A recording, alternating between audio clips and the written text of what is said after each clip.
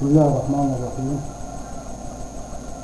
والصلاة والسلام على سيدنا رسول الله وعلى آله وأصحابه أجمعين. أواصل حديثي عن الإمام أبي بكر الإبرقوي، وفي هذا الحديث أتناول حياة الإمام ونشأته.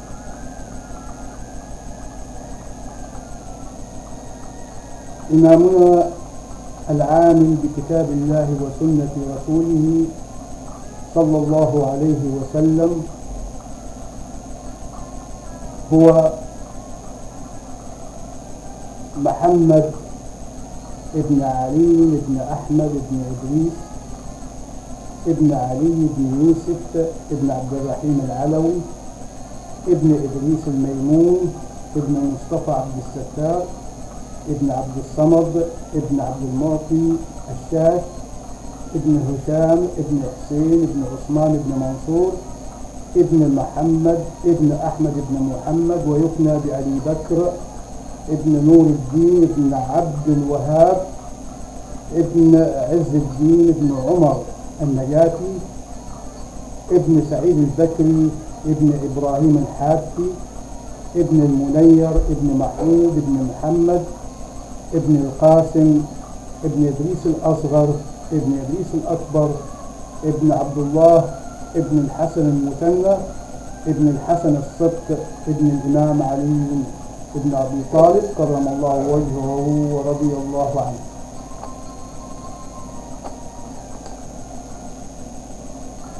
هذا فيما يبدو لي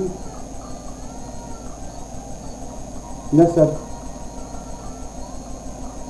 الإمام أبو بكر الإبرقوي.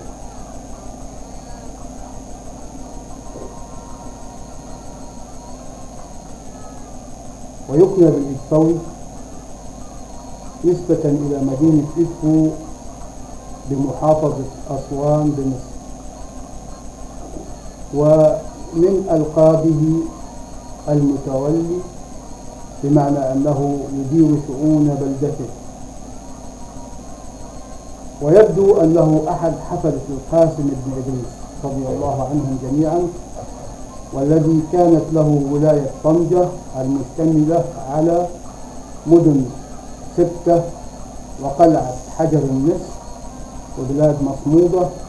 وكانت عائلة القاسم تبنو وتحن للمشرق، واضحا ذلك من خلاف القاسم مع شقيقه الأكبر محمد عندما رفض أمره في محاربة شقيقه عيسى والاستيلاء على ولايته لتجاورهما، وألقى شعرا في ذلك قائلا: سأفرق للراغب الغرب نهبا وإن كنت في الغرب قبلا وندبا، وأسعو إلى الشرق في همة يعز فيها رتب من أحيا. فيفهم من هذا أن القاسم كان زاهدا في أرض المغرب رغم ما كان له فيها من مركز مرموق، راغبا في العودة إلى المشرق.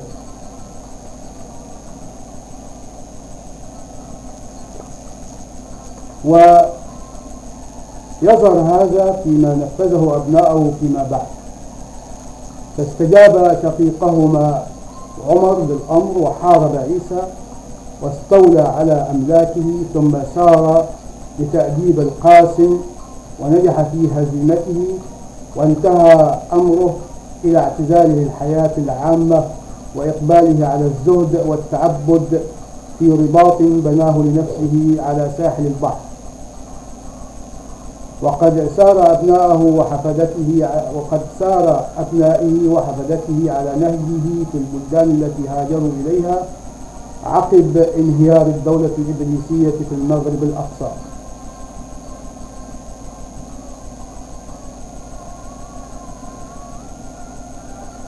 ولد الحفيد أبو بكر الإدفوي في شهر صفر 304 هجري، في أغسطس آب 916 ميلادي، يوم الثلاثاء بمدينة إدفو. ترعرع بها مشتغلا بتجارة الأخشاب لتعينه على مصائب الحياة، فتعددت سفرياته إلى الفسطاط حيث تلقى علمه في جامع عمرو بن العاص، وتردد على جامع أحمد بن طولون ملتقى العلماء المغاربة، وبعدها تردد على مشايخ العلم لينهل من مواردهم بالقاهرة، وتصدى بعد ذلك لتدريس علوم القراءات والنحو والتفسير عن طريق النحو في جامع عمرو بن العاص بالفسطاط وهي مصر القديمة، والجامع الطولوني. فأنشأ تلميذه علي بن سعيد الكوفي رضي الله عنهم علما جديدا بتصنيف كتابه علوم القرآن، الذي كان بمثابة الفهرس لجميع غرائب القرآن الكريم ومجازاته وأمثاله. وقد ذكر هذا في طبقات المفسرين للداودي في ترجمته رقم 332 صفحة 388 طبعة بيروت. وذكره الراحل الأستاذ الدكتور توفيق ضيف رئيس مجمع الخالدين السابق في كتابه مدارس النحو في مصر.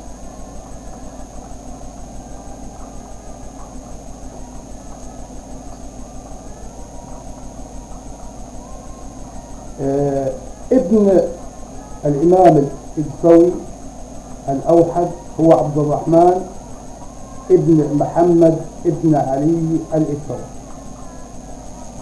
وكنيته أبو القاسم وأبو محمد،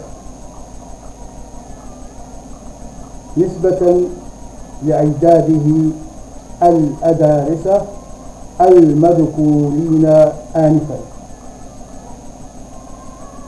وكان عبد الرحمن يعمل برواية الحديث، وفيما يبدو أنه هو الذي أنجب ذرية الشيخ الإمام الإدفوي والمكونين للقوة البشرية لمركز إدفو صلبا ونسبا.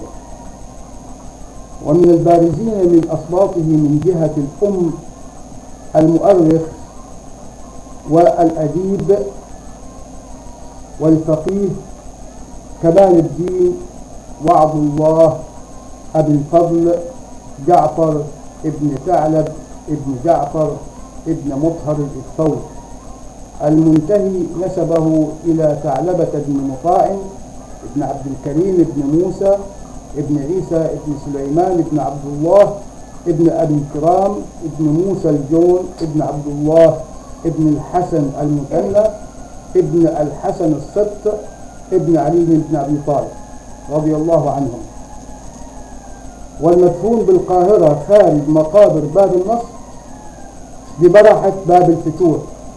وكان مولده بمدينة إدفو عام 685 شعبان هجري 1286 في أكتوبر يوم الخميس، وتوفى السبت عام 748 هجري 1347 ميلادي. هذا عن سبطه المؤرخ جعفر ابن ثعلب الإدفوي. نجد أيضا أن هناك مخطوطة مكتوبة على ورق البرد،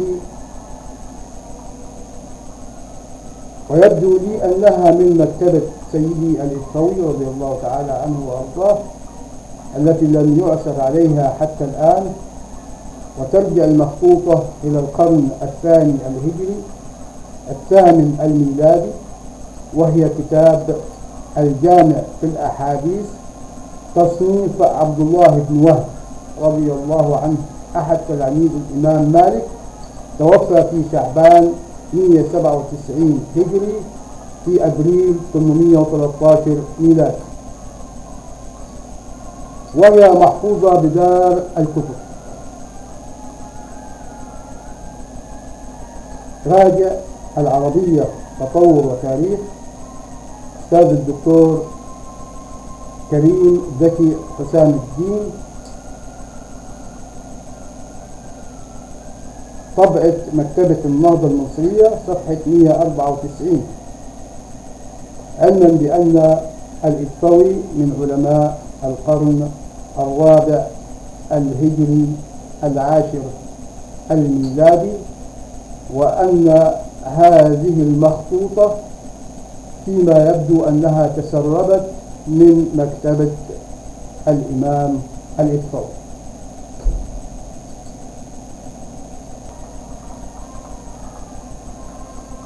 يتابع الإمام ومقدمته التفسير.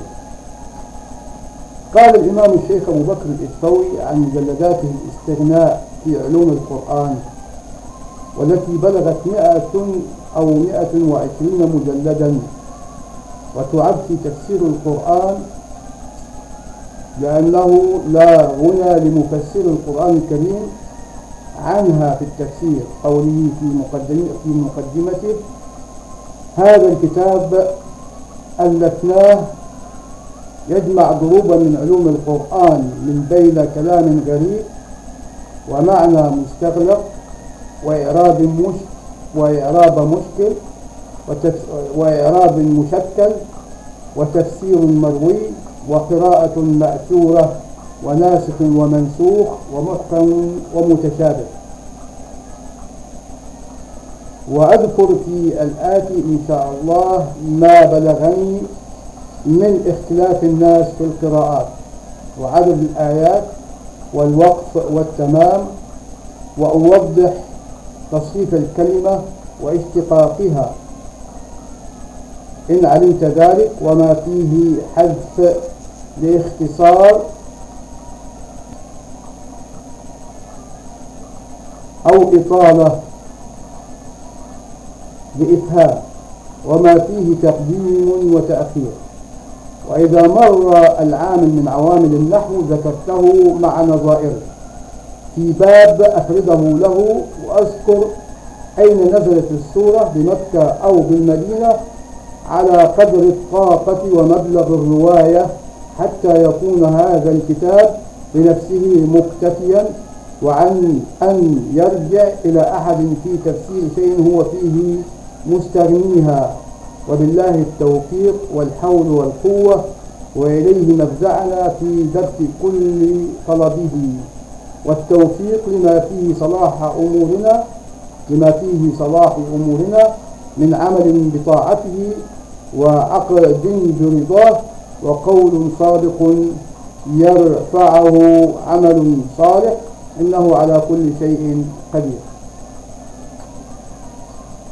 هذا ما ذكره فضيلة الإمام أبو بكر الإسطوي في مقدمته.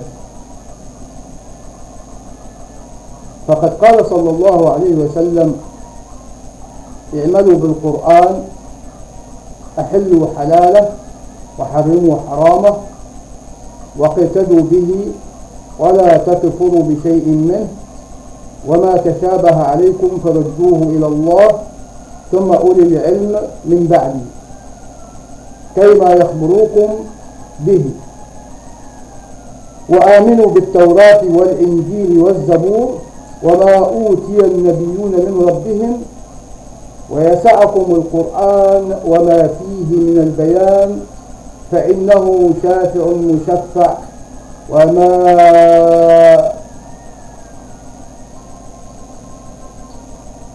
وما حل مصدق، ألا ولكل آية نور يوم القيامة. وإني أعطيك سورة البقرة من الذكر الأول، وأعطيت طه والطواصين من ألواح موسى، وأعطيت فاتحة الكتاب وخواتيم سورة البقرة من تحت العرش، وأعطيت المفصل نافلة. وعنه صلى الله عليه وسلم: أعطيت السبع مكان التوراة، وأعطيت المثاني مكان الزبور، وأعطيت ألف لام ح ميم مكان الإنجيل، وفصلت بالمفصل. وعنه أيضا صلى الله عليه وسلم أنه كان بإضاءة بني غفار، فأتاه جبريل عليهما الصلاة والسلام فقال: إن الله تعالى يأمرك أن تقرأ القرآن على حرف واحد. فقال صلى الله عليه وسلم: أسأل الله المعافاة والرحمة، إن ذلك لا يشق على أمتي، صلى الله عليه وسلم.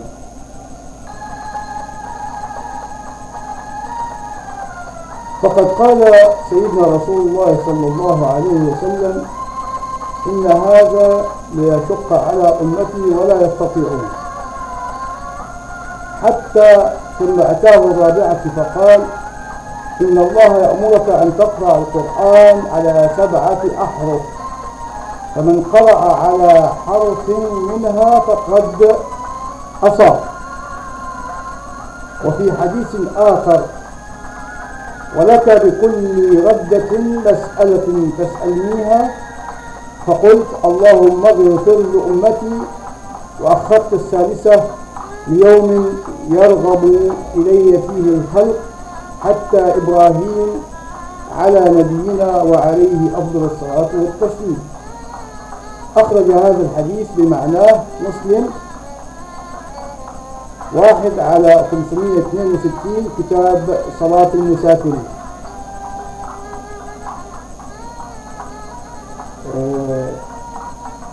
الحديث 274 باب بيان أن القرآن على 7 أحرف. وعن ابن عباس أنه قال: تفسير القرآن على 4 أوجه: تفسير يعلمه العرب، وتفسير يعلمه العلماء، وتفسير لا يعذر أحد بجهله.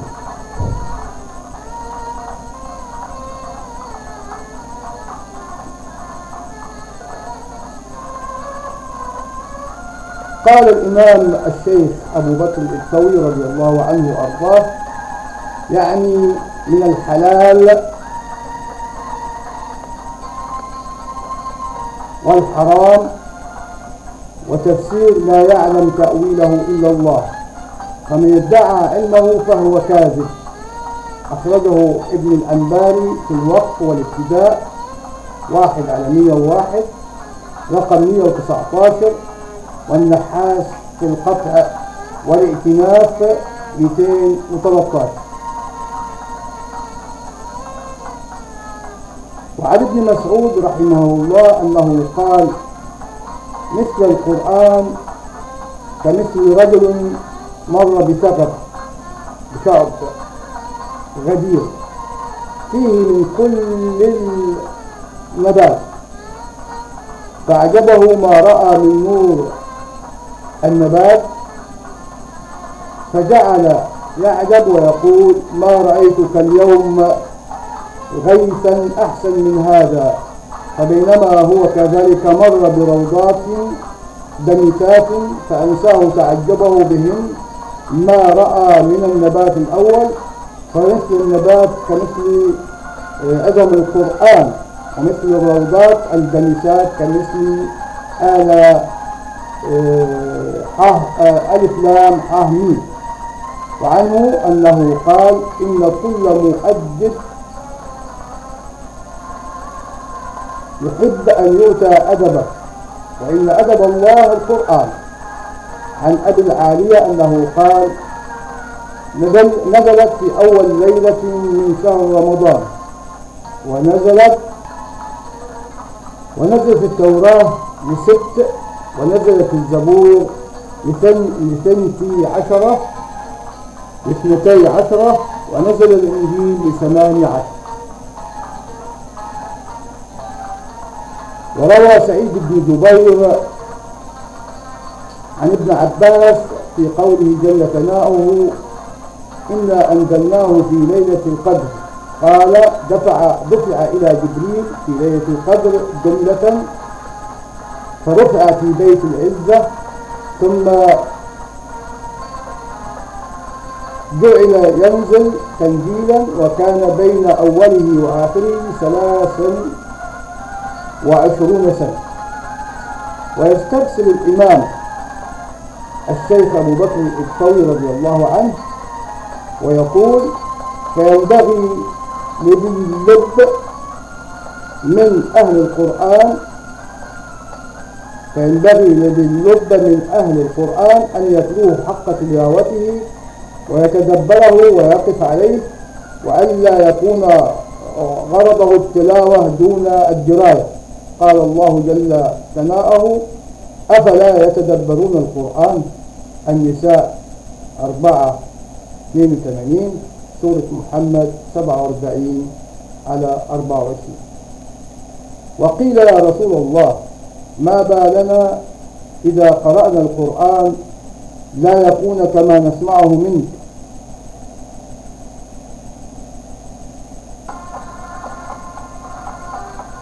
قال: لأني أقرأه لبطن وتقرؤونه لظهر. المروزي 122 في قيام الليل. وبالنسبة للسبع قراءات قال الإمام الشيخ أبو بكر الإبطوي: أما قول النبي أنه أنزل على 7 أحرف فنذكر جواب ذلك ها هنا. عن أبي غانم المظفر بن أحمد بن حمدان قال: أما قول النبي أنزل القرآن على 7 أحرف فإنه يكون على وجهين، كلاهما في الحديث عن النبي صلى الله عليه وسلم، وأحدهما أن يكون على 7 أوجه من الأحكام، وهو قوله صلى الله عليه وسلم لابن مسعود: إن الكتب كانت تنزل من باب واحد على حرف واحد، وإن هذا القرآن نزل من 7 أبواب وعلى 7 أحرف: حلال وحرام، وآمر وزاجر، وضرب أمثال، ومحكم ومتشابه.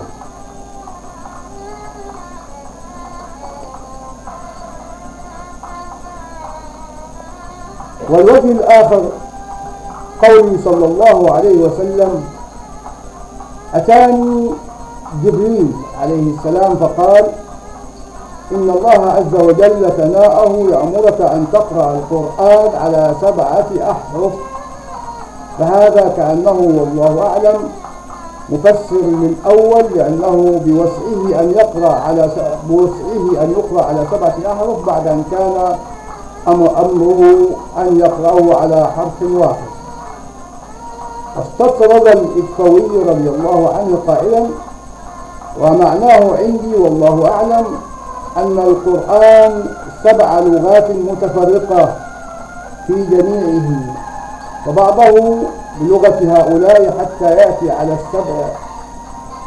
السبع كلها، والقرآن محيط بجميع اللغات الفصيحة. واسترسل بقوله رضي الله عنه: وأما يؤمنون فإن نافعا في رواية ورش وأبا عمرو لا يهمزانه، وكذلك يأكلون ويأمرون ويأخذون ويعلمون، ولا شيئا مما يشبهه يخفف الهمز في جميع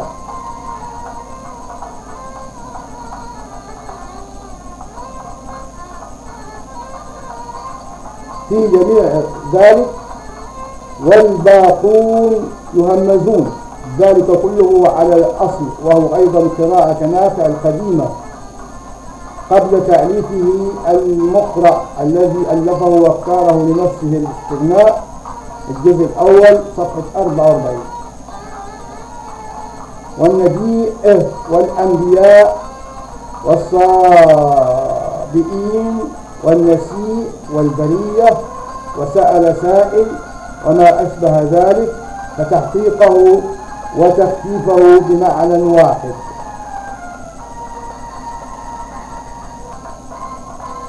هذا ما قاله الإمام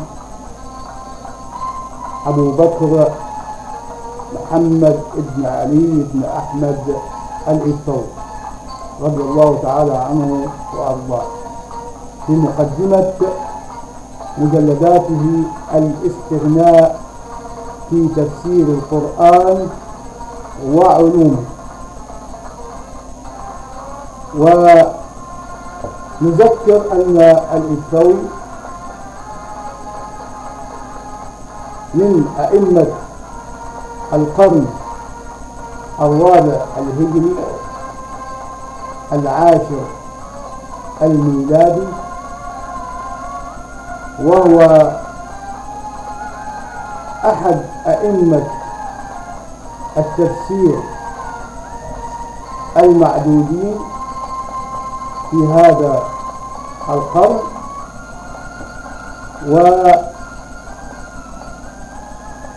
ونجد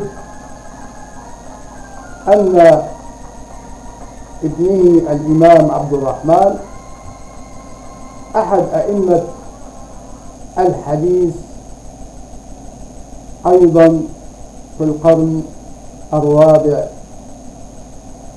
الهجري العاشر الميلادي.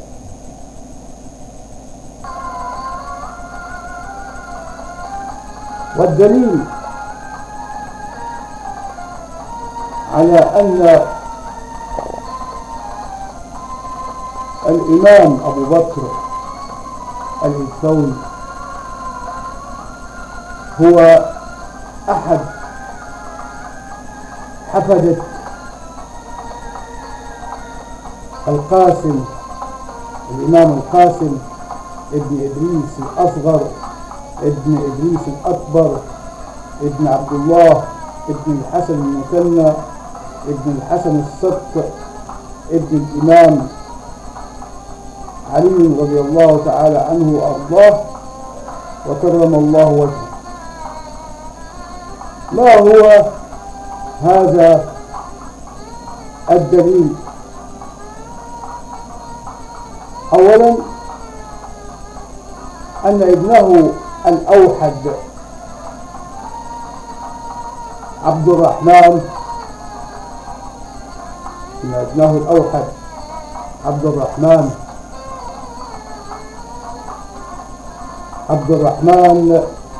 ابن محمد بن علي الإيثاوي، وكنيته أبو القاسم وأبو محمد، فقد كناه الإمام أبو بكر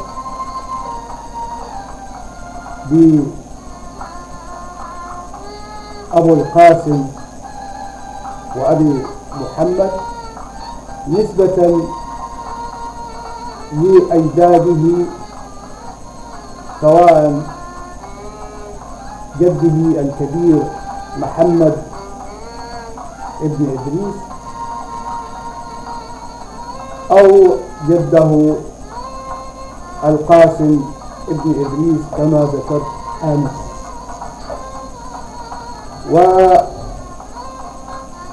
والدليل الثاني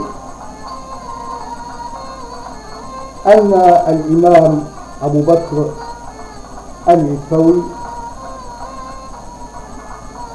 قام بالتدريس للإمام أحمد بن سليمان ابن أحمد أبو جعفر الكتاني الأندلسي الطنطي،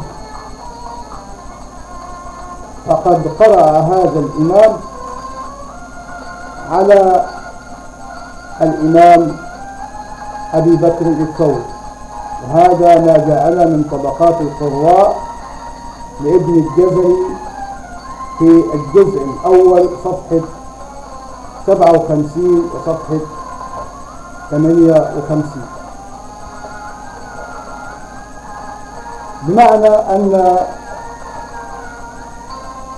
الإمام يعلم أن هذا الطالب الذي تتلمذ على يديه أحد أئمة طنجة بالمغرب الأقصى،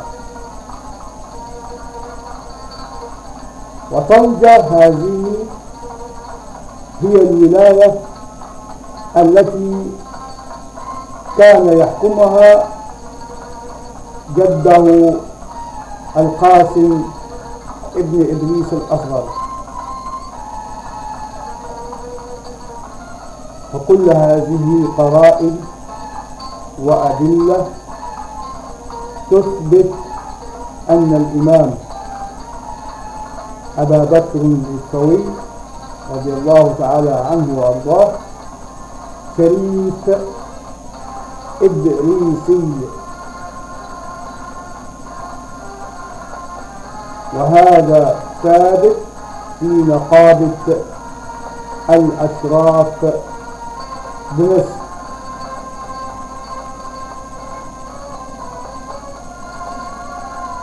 ونجد أن الإمام أبو بكر الإسكوي رضي الله تعالى عنه وأرضاه كان مؤثرا في قبائل صعيد مصر، وكان ناهضا بالثقافة المصرية في عصره، والتكييف العلمي للإمام أنه مفسر للقرآن الكريم. وثابت أنه النواة الأولى لجميع قبائل إدفو من جنوب صعيد مصر. هذا وبالله التوفيق. وأرجو أن أكون أفضت في ذكر الإمام أبو بكر الإسكوي، وهو العالم المفسر المقرئ اللغوي، والذي قام بتفسير القرآن الكريم في 12 سنة، وأيضا في العلوم التي تخدم القرآن الكريم، ألا وهي مجلدات الاستغناء التي جاءت في 120 مجلدة، ويقال أنها كانت في 1000 مجلد في مكتبة دير الإسكوريال بأسبانيا في مدريد.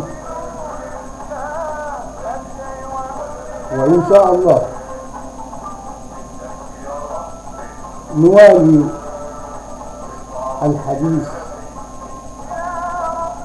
عن أبي بكر الإسكوي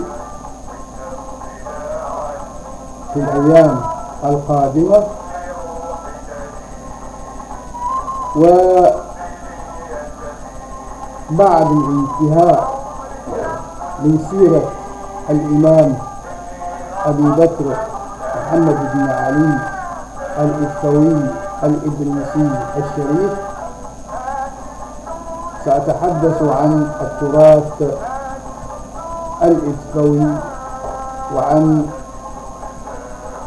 الإمام المؤرخ جعفر ابن ثعلب الإسطوي أحد مؤرخي القرن السابع الهجري الثالث عشر الميلادي. وإن شاء الله إلى الأيام القادمة أستودعكم الله، وأرجو أن تكون هذه المعلومات واضحة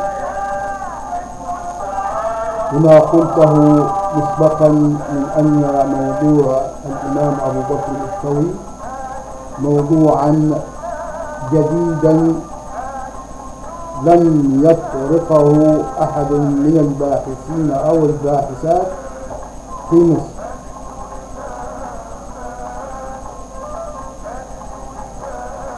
ويجري بحثه في المملكة العربية السعودية في جامعة أم القرى، ونتمنى للجميع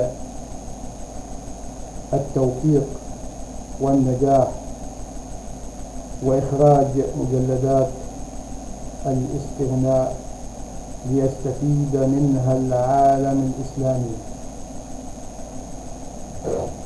وأشكركم على حسن الاستماع والمشاهدة، وأرجو ألا أكون قد أطلت عليكم. وصلى الله على سيدنا محمد وعلى آله وأصحابه أجمعين، ولا توفيقي إلا بالله. والسلام عليكم ورحمة الله وبركاته.